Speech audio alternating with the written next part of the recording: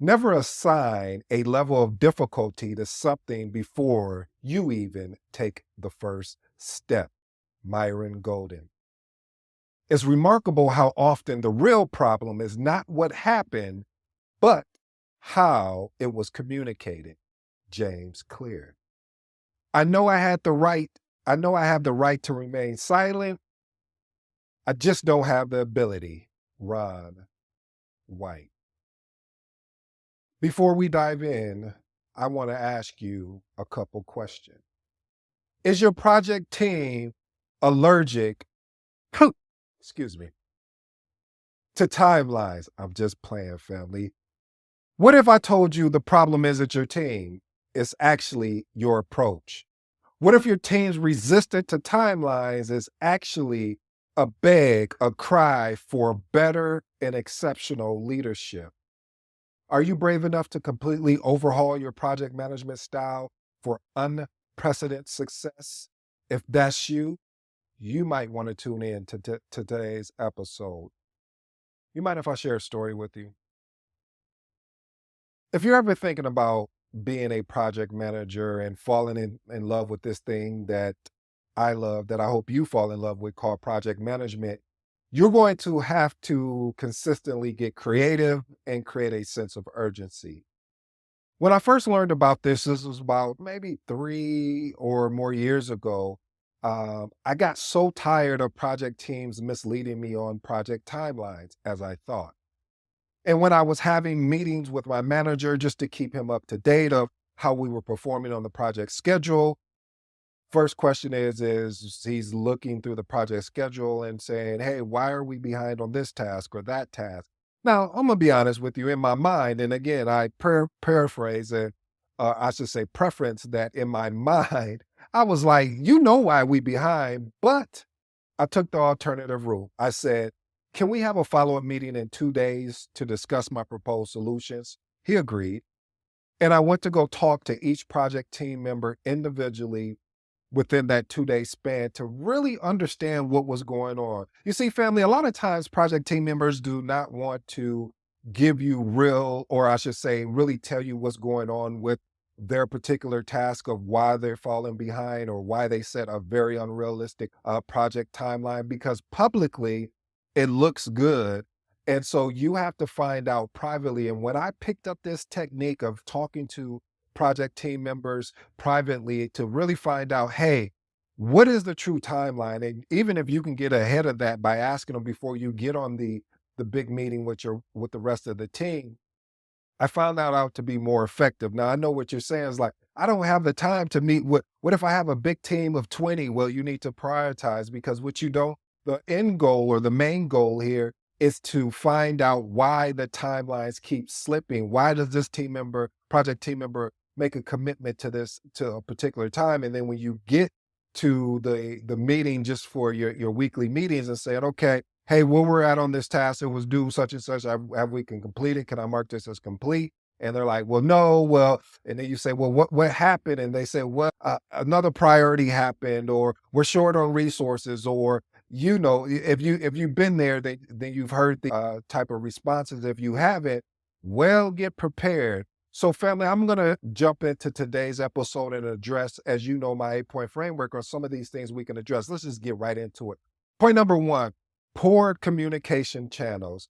Team members feel concerns about timelines won't, because they feel like they won't be heard. So they may be reluctant to provide really true, realistic estimates. And so again, what I talked about earlier when I had a meeting with my manager and what I did as a proposed solution, here's an actionable tip.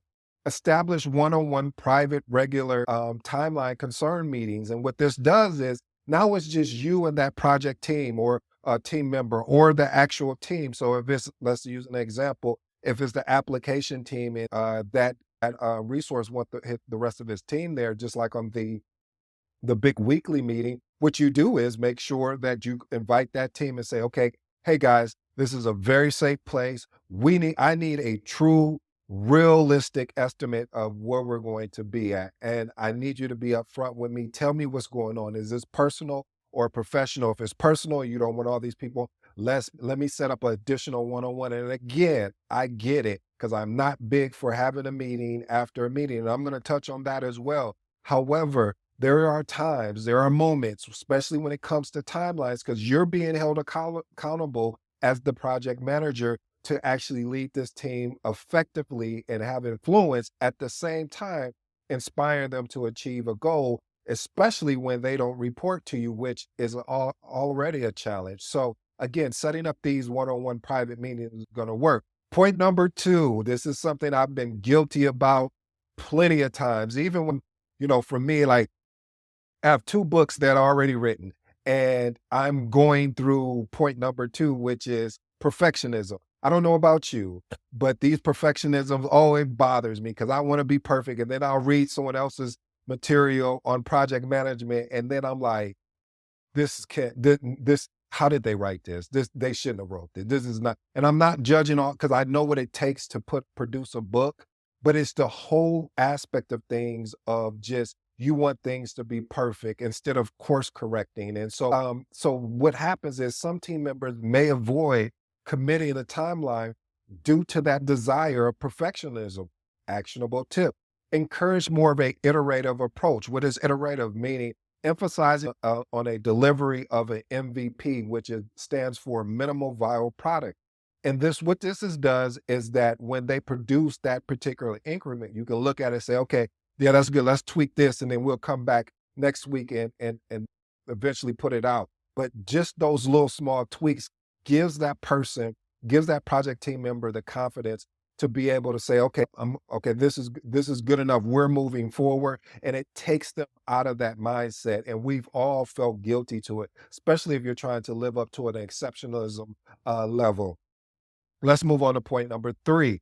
Fear of accountability. That's why a lot of people make interest. What is the interest? Like, I'll try to make the meeting. What you mean you'll try to make the meeting? You didn't try and sit down. Either you sit down or you don't. So just want you to be upfront with me and say, hey, I'm not going to be able to make that meeting. But when you say try, it opens up the door for, hey, if you didn't make it, then you can say, well, I told you that I was going to try and be there. Instead of holding someone accountable, when you hold someone accountable, you're saying that, hey, you said you're going to meet this particular timeline, but really the true explanation here, we're really going to be transparent. And that's what I want to deliver for you guys today is a project team member is nervous that they may promise too much and then fail to deliver. So here's an actionable tip. Team members often have a fear of being held responsible for missed deadlines, and it leads to a reluctance of providing that actual timeline. So what you do is when someone says, hey, I'm going to try, you correct them right away. When you say try, does that mean if you don't do it, then it's okay? And if you do it, it's okay? And then they're going to be like, what is he saying? And you want to create that confusion right away. And then you come in and clear it up and say, hey, reason why I'm asking you that is because I can't go up to leadership and say, hey, they're going to try and make it on this date. Instead of giving me tangible information to say, yep, we're looking to hit this particular date on Friday. And here's some of the roadblocks that we truly feel that we're up against that may prevent us from hitting that date. And because of that, we would like to know if we schedule it an additional week because we're sure that we'll be able to knock out those particular roadblocks. Easy peasy. So that's important, family. Don't allow someone to say, yeah, I'll try or maybe, because it doesn't do anything for you as a project manager. Like I said, you're the coach and you're being held accountable as the coach to be able to say, and when you're talking to executives or senior leadership or just, I always say directors and above, it's just more or less they want definites. And if you can't communicate that and articulate that in a way that gives them, the comfortability that you're going to be able to deliver, then they're going to wonder, well, why do we even have you in this position?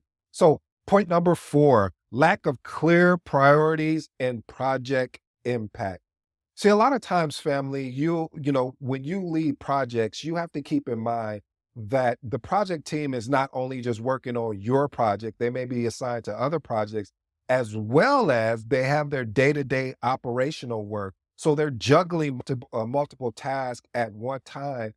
And so they struggle to make that commitment, because if they make the commitment to you as the project manager at one time, and then they make another commitment to to another project manager, and then they have their day-to-day work. So one of the actionable tips that I like to do is I like to categorize their priorities, meaning, okay, here's the sense of urgency and the importance of things we need from you on this particular project. And here's another one. Identify, or I should say, implement the top three rule, where each team member identifies their three top priorities for that week. This way, it's easier if you have to set up those one-on-ones as a quick touch base. It's an easier conversation, because you're saying, hey, these are the top three that we agreed on in the meeting. I want to know where we're at. What are you doing? What are your roadblocks, etc. Let's move on to point number 5, message. Hey, if you're new to the episode, anytime I say message, this is something you want to lock in, you want to tune in, because this is something that you're going to be able to take today. I'll give you to tomorrow to maybe even think about using it, but it's something you can apply right away.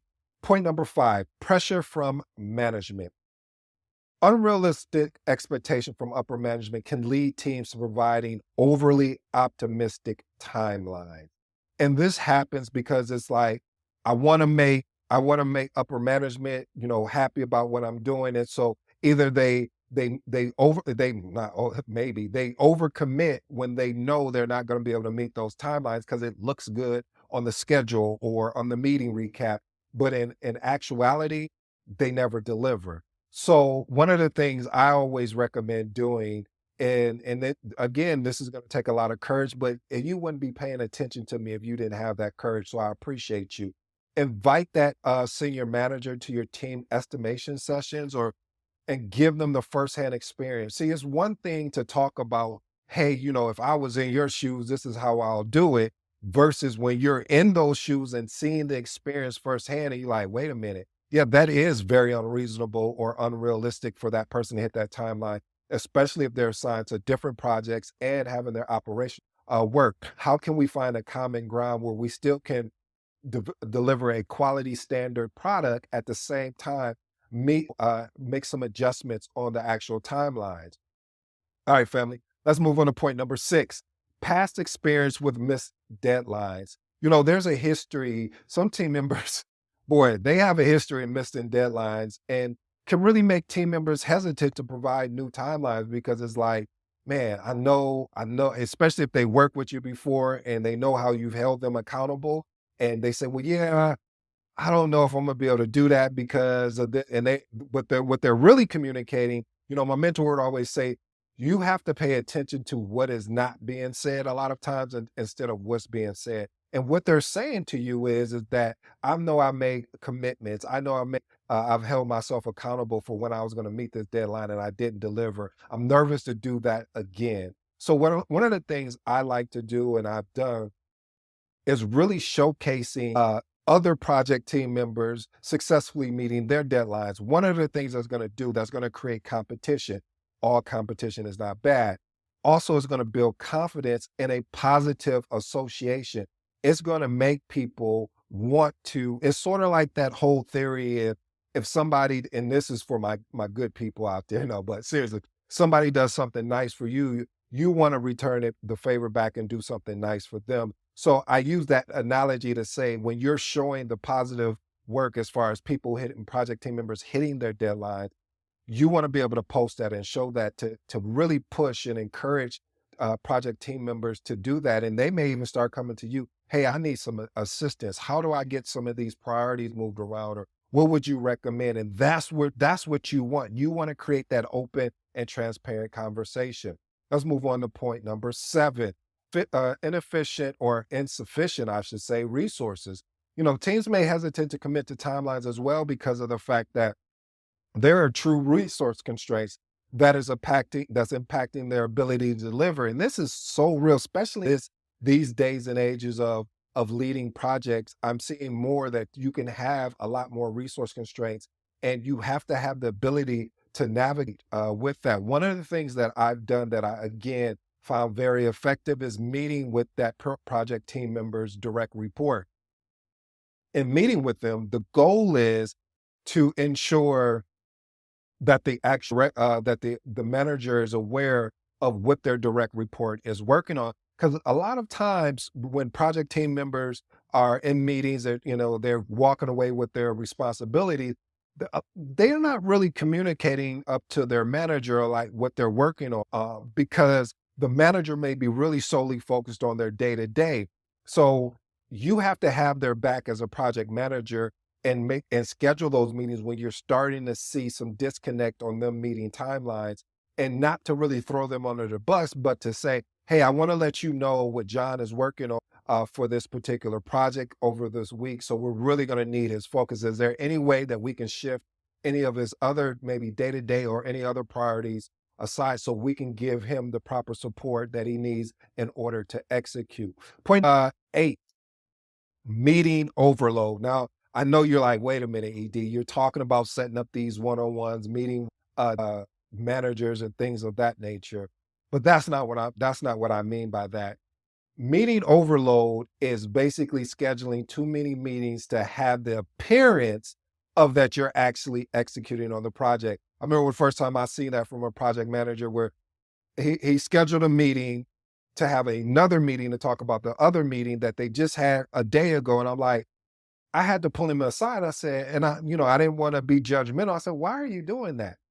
He was like, well, they're not meeting deadlines. And I said, listen, again, I'm not trying to be judgmental, but do you think that you having another meeting right after you just had the meeting a day before is giving them time to do what they came to do, which is execute on the project task? He was like, oh, well, yeah, I didn't think about that. So I that's what I mean by meeting overload, to have a meeting on top of another meeting. And I'm talking about your weekly meetings, not your check in like, hey, let me get 10 minutes, 10 to 15 minutes to find out where you're at and to see if you have any roadblocks. I'm talking about your regular, your weekly or 2 times a week or biweekly, however you set it up, of having the bigger project team from all the various departments. That takes a lot of people's time, because you may be on an hour long meeting and they only may have a 10 or 15-minute speaking moment. So you want to find ways to really respect their time so they can do what they came to do, and that's execute on the task. So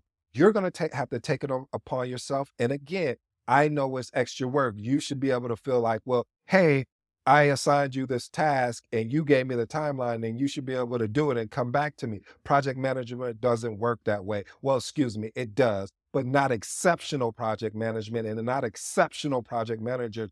They check in with their team, because what they're saying to them is not that I'm micromanaging you. What I'm saying is I want to make sure you're getting the proper support. So that's why I always say that a 10 to 15, no longer than 15-minute meeting to just check in to verify two things. Your the task that you're working on, are you going to be able to meet that? And then any roadblocks, are you getting additional meetings from other stakeholders or from other project team members? If so, we need to find out a way how we can find meetings together so you can and keeping the main thing the main thing. Here's my first bonus for you: incomplete information. Teams may feel that the lack of crucial information needed to provide accurate estimates. I've even dealt with that as just getting bad information or information of saying, yep, the customer wants it tomorrow. And, you're like, wait a minute, we literally just launched this. What you mean they want it tomorrow? And I know I'm being a little, facetious here, but I really do mean that a lot of times you have to get accurate estimates of what the project is going to lead to. That's why a project charter is definitely important. Here's an actionable tip: use a question parking lot board in your project management tool, or Excel or Word document where team members can post, and this allows them to post questions that they may have that won't take up your meeting, and then you can address it right on the meeting and lead the meeting more effectively. Here's my second bonus: fear of committing. I don't know about you. I've overcommitted on a lot of things in life, and I found out there was no value. Instead of using that one word, no, I just said, yeah, I'll do it. Yeah, I'll do it. And it just didn't help build trust with the person I was, working with that asked me for the commitment. And it made me feel some kind of way, because I love delivering on what I said I was going to do. I love being committed to the thing I said I was going to be committed to. So team members may feel overly cautious about promising too much, And again, of that fear of delivering. Here's an actionable tip. Ask the project team resource for 2 days, 2 dates. I say ask them for their best case scenario. Hey, if everything goes well, you don't have anything that goes wrong, meaning any roadblocks or anything, give me that date. And then the worst case scenario, hey, what if you have some roadblocks? What if this happens? What if that? And then you need to negotiate and find a meeting, a middle aspect, and be like, all right, this is the date we're going to go with. This is why I always recommend to project managers, especially new project managers, to study negotiation, to study sales and marketing books or material in general, because you're going to be have to use this skill set to get to a common ground a lot of times. All right. Here are my three closing remarks, family, and I'll let you go on your way. And I appreciate you as always tuning in with me today. Point number one, fear of accountability. Like I said, their project team members are always nervous about promising too much and then failing to deliver. So you want to just make sure that you can find ways to assist them of not having that fear of being accountable. What I mean by that is working with them to find out why are they having issue of making a commitment to the deadline that they promised it was going to happen. Point number two, pressure from management. Again, we all experience this as project management. Some project managers, sometimes we have to deal with unrealistic expectations. And so how do we overcome that? One of the things I always like to do is invite that senior manager in so they can see, like, wait a minute, yeah, the dates are a little just too aggressive. And what we need to do is kind of scale back and find a medium. As you can see, I keep saying a medium, a middle place, because that's going to be important. I do think there's going to be a lot of times that you need to push your team, but also you have to be cognizant of that, because you either may, one, burn them out, or two, that they just say, you know what, I'm just going to say any type of date just so I don't have to feel that pressure. And then the last and final one is insufficient resources. There are resource constraints. I'm seeing it more over my many years of leading projects. So you always, as to support your project team, you want to meet with their direct manager so you can find out, hey, is there any way we can negotiate here to move certain priorities around? So it'll give them enough time to keep the main thing the main thing. And if yours is not number one and it's three, that's fine. But at least now you have a better understand where to drive the actual project. Hey, family, I truly appreciate you spending time with me today. I go by the name of ED. For all you smart and intelligent folks out there, that just simply means Ed. Until next time, I'm gone.